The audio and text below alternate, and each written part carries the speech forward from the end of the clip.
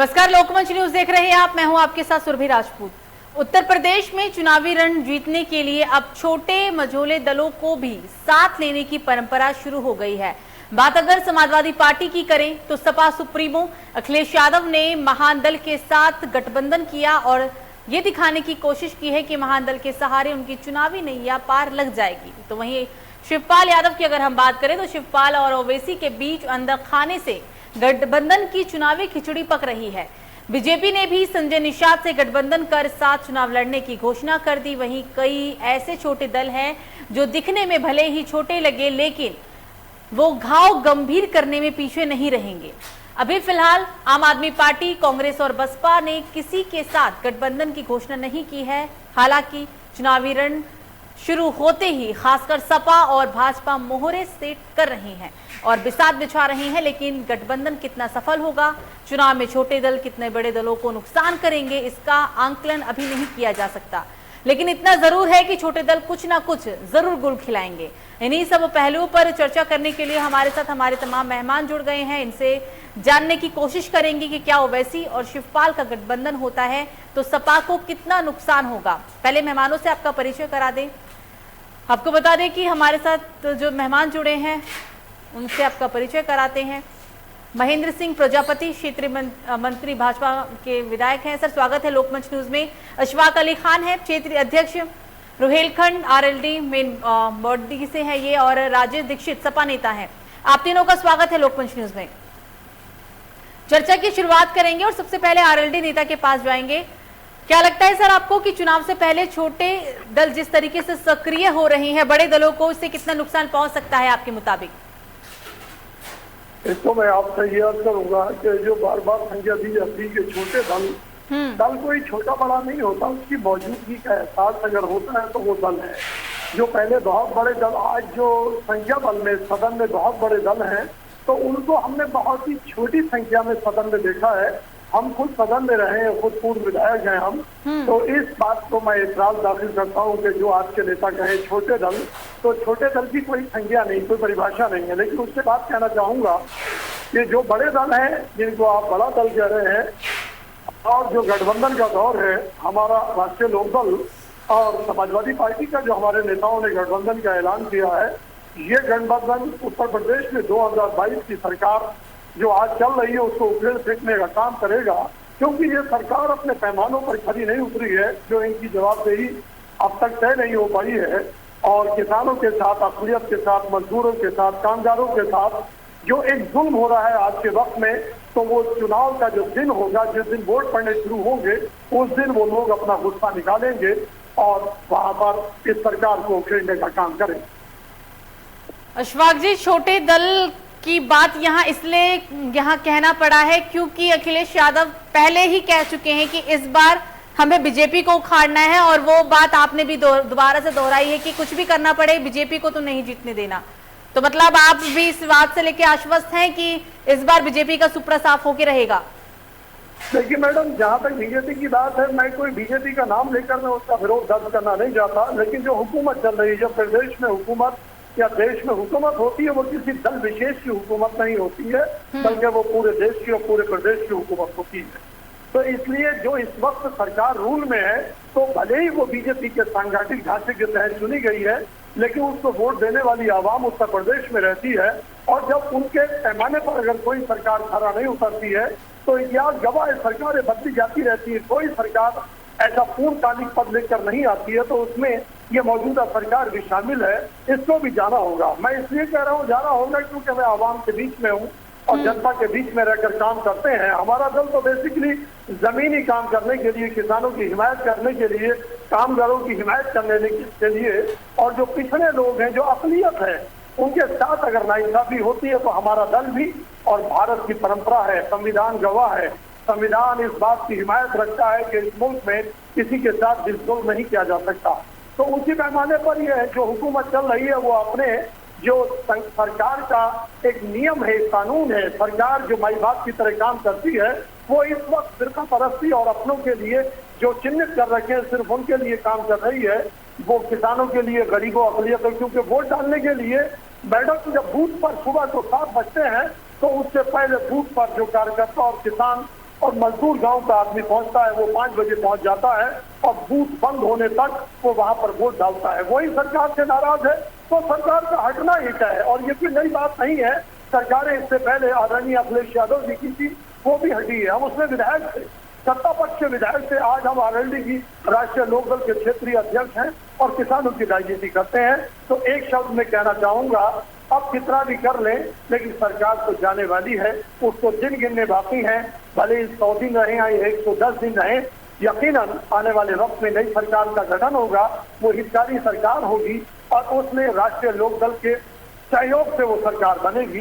बिना हमारे सरकार नहीं बनने वाली। महेंद्र सिंह जी, बीजेपी ने यानी कि क्या सिर्फ अपनों के लिए काम किया, जनता के लिए कोई काम नहीं किया? अभी आपने खुद पूर्व विधायक को सुना, उनका कहना है कि इस पार्टी की अब जाने की तैयारी, सरकार जाने के लिए तैयार है, कितने दिनों में भी जाए लेकिन जाना तय है। और आपके नेता तो कहते हैं कि हम पिछली बार से भी ज्यादा सीटें लेकर आएंगे और फिर से इतिहास दोहराएंगे।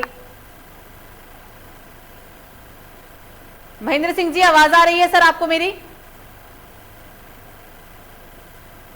महेंद्र जी, क्या आपको मेरी आवाज आ रही है?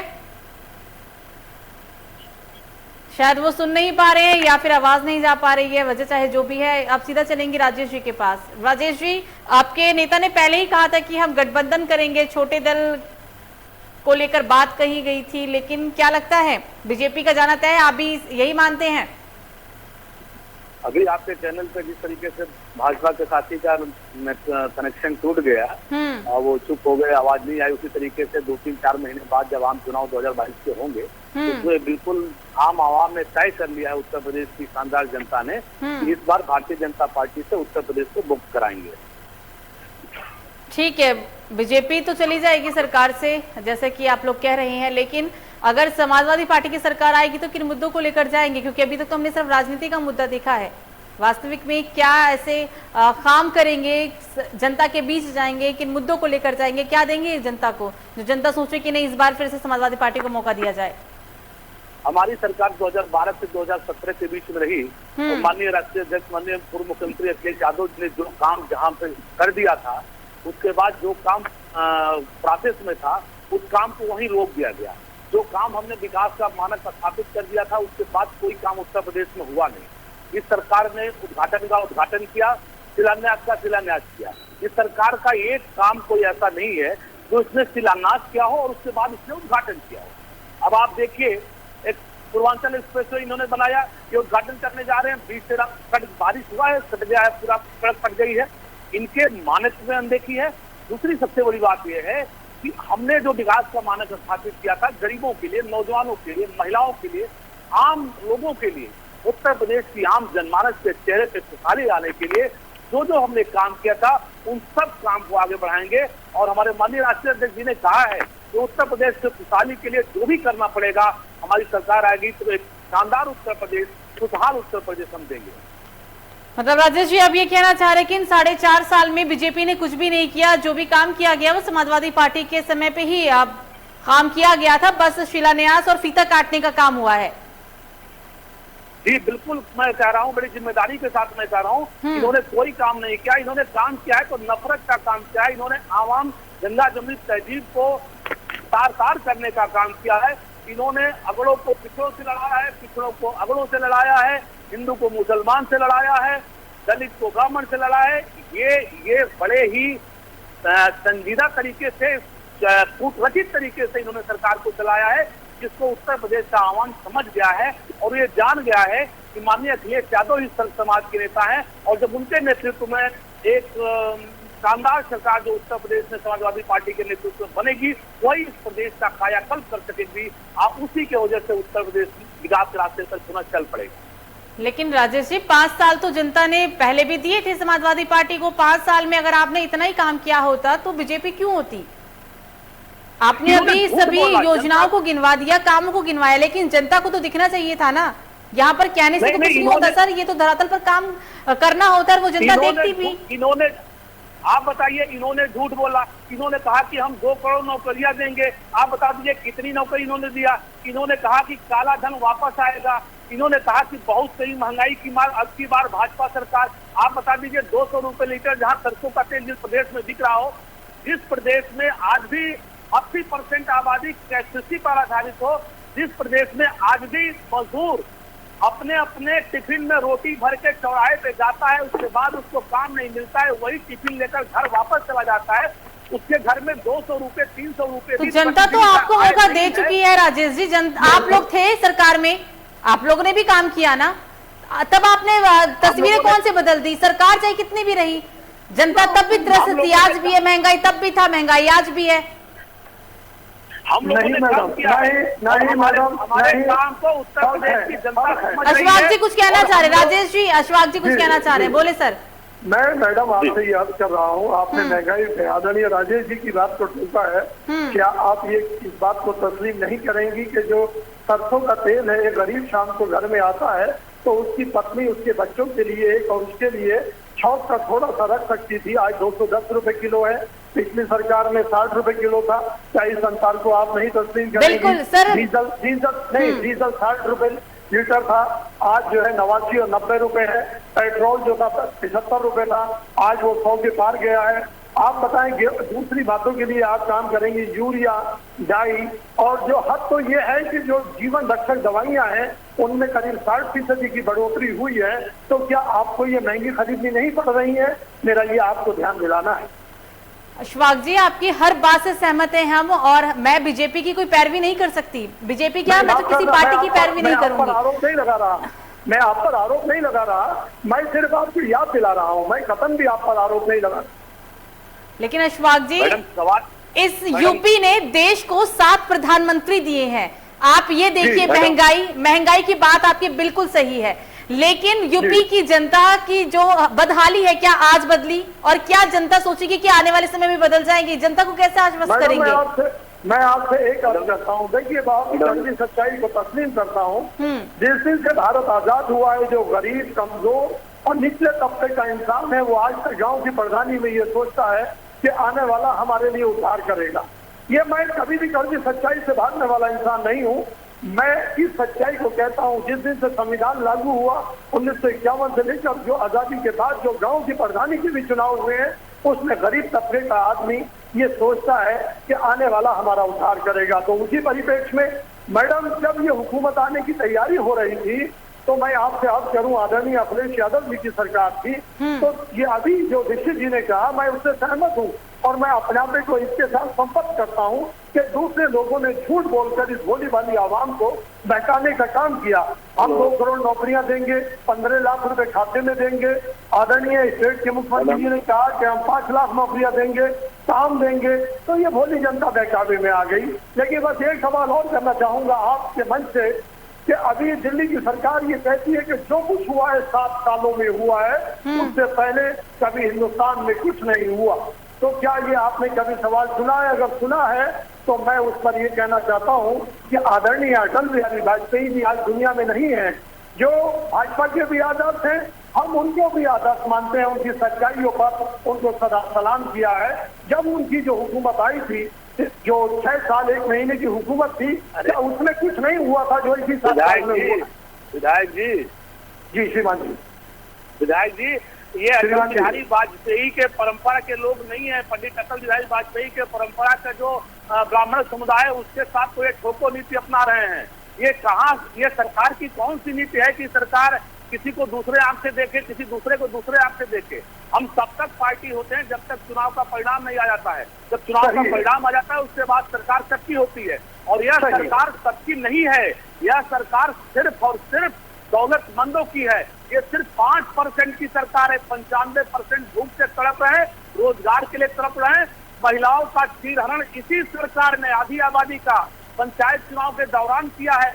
इन सब चीजों को जनता नहीं भूलेगी, और जनता इस बात का एक एक सवाल का जवाब इन लोगों से लेगी। आप देखिए, मुजफ्फरनगर, पश्चिम उत्तर प्रदेश में देख लीजिए, इनको कृषि नीति इतनी बेहतर थी, किसानों को लेकर इतनी इनके अंदर संवेदनशीलता होती, तो आज इनके नेता भगाए नहीं जाते, वहां से दौड़ाए नहीं जाते। हिम्मत नहीं पड़ रही है कि ये लोग किसानों के बीच में चले जाएं। आप देखिएगा, समय आने पर 2022 में यही जनता इनके लोगों को बूथ पे नहीं खड़ा होने देगी। आपके और हमारे सर हर सवाल का जवाब भाजपा नेता ही दे सकते हैं। एक बार फिर से उनसे संपर्क साधने की कोशिश करते हैं। महेंद्र जी, आवाज आ रही है आपको मेरी? अब या तो आवाज नहीं जा पा रही है या फिर वो जवाब नहीं देने में शायद सक्षम है, वजह चाहे जो भी है। दीक्षित साहब कुछ बोल रहे थे, बोलिए। जिलों में भी यही हो रहा है, जिलों में भी यही हो रहा है। हम भारतीय जनता पार्टी के लोगों से पूछते हैं, लोग जवाब नहीं देते हैं, लोग भागने लगते हैं, लोग कहते हैं कि टेक्निकल कौन सा काम हमने किया है। लेकिन सच्चाई है कि सड़क पे कोई काम नहीं दिख रहा है। मैडम, मैं आदरणीय महेंद्र प्रजापति जी को जानता हूँ, वो मेरे जनपद के ही रहने वाले हैं, तो ये शब्द थोड़ा सा हटा दिया जाए कि वो बात नहीं करना चाह रहे हैं। हो सकता है उनकी कोई टेक्निकल कमी रही हो, वो अपने आप में एक बहुत अच्छे व्यक्तिगत रूप से अच्छे इंसान है, मैं उनसे अच्छी तरह से वाकिफ हूँ, मेरे जनपद में ही रहते हैं, हम उनके जनपद में साथ साथ रहते हैं, तो इसलिए हो सकता है कोई टेक्निकल कमी हो। अब हमने तो आपके मन से अपनी बात कह दी, अगर जवाब सवाल होते तो यकीनन कोई दूसरे सवाल का वो करते तो जवाब दे पाते। अब हम अपनी बात ही अकेले कह रहे हैं, सुनने वाली आप हैं, तो इसलिए अब आप हमारे नेताओं की हमारी आवाज जनमानस तक पहुंचाने का काम करेंगी और आपने अपने मन से एक बात और मैं कहना चाहता हूँ, ये जो हमारा गठबंधन माननीय राष्ट्रीय अध्यक्ष जी ने चौधरी साहब के साथ गठबंधन और आरएलडी के साथ जो गठबंधन किया है, इसको लेकर जनता बहुत ही पॉजिटिव है, जनता बहुत निगाह से देख रही है, बहुत उम्मीद के साथ देख रही है कि हमको एक बार 2022 में एक ऐसी सरकार मिलेगी जो जनता की होगी, जो किसान की होगी, जो आवाम की सरकार होगी, जिसमें भेदभाव नहीं होगा, जिसमें किसी तरीके का आपसी मनमुटाव नहीं होगा, और वो सरकार सबकी होगी। शानदार उत्तर प्रदेश, खुशहाल उत्तर प्रदेश का नारा देते हुए यह सरकार बनेगी और माननीय अखिलेश यादव जी पुनः 2022 में उत्तर प्रदेश के मुख्यमंत्री बनेंगे। बिल्कुल राजेश्री, शुभकामनाएं हैं, देखते हैं कि किसकी सरकार बनेगी, बीजेपी या फिर समाजवादी पार्टी, शुभकामनाएं दे सकते हैं। फिलहाल इस चर्चा को यहाँ समाप्त करना होगा क्योंकि बीजेपी नेता की आवाज नहीं जा पा रही है, टेक्निकल इशू है, चाहे जो भी है, जवाब तो वही देंगे, इसलिए इस चर्चा को यहाँ समाप्त कर रहे हैं। आप दोनों ही मेहमान हमारे साथ जुड़े।